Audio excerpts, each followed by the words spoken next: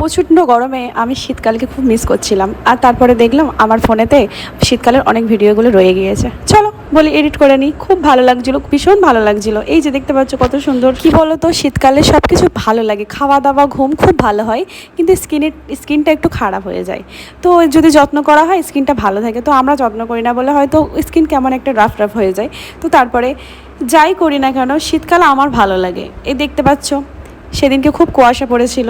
কুয়াশা পড়ার ফলে যে ভোর ভোর দেখাচ্ছে মানুষ গরু বেঁধে দিয়ে চলে গিয়েছে, গরুরা গরুর মতো খাচ্ছে, আর বকগুলো বগের মতো শুধু ধান খেতে থাকছিল।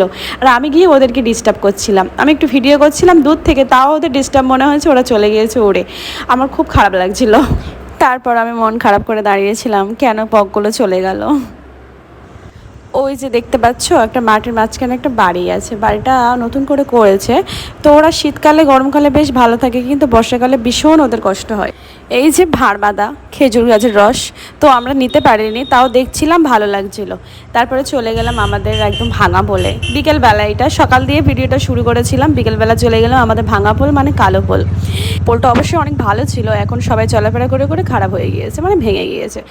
এই যে কি অবস্থা, মানে এত খারাপ অবস্থা, আমি তো একদমই যেতে পারছি না। সময় ছিল যখন আমরা ছোট ছিলাম, এই জায়গাটাকে স্পেশাল জায়গা মনে করতাম। বুবুরা ভাবিরা যখন ঘুরতে যেত আমরা ওদের পিছু পিছু ছুটতাম, ওরা নিয়ে যেত না তারপরেও ছুটতাম। কি ভালো লাগতো, যেন মনে হতো ওটা একটা সর্বশ্রেষ্ঠ জায়গা যেটা আমরা ঘুরতে যাই। মন খারাপ করলে ওখানে গেলে মন ভালো হয়ে যায়। তারপর ঘুরে বেরিয়ে এসে শীতকালে পিঠা না খেলে তো শীতকালে তো মনে হয় না। তারপরে পিঠা বানিয়ে দিল ভাবি, আমরা পিঠা খেতে লাগলাম, অনেক ভালো লাগছিল।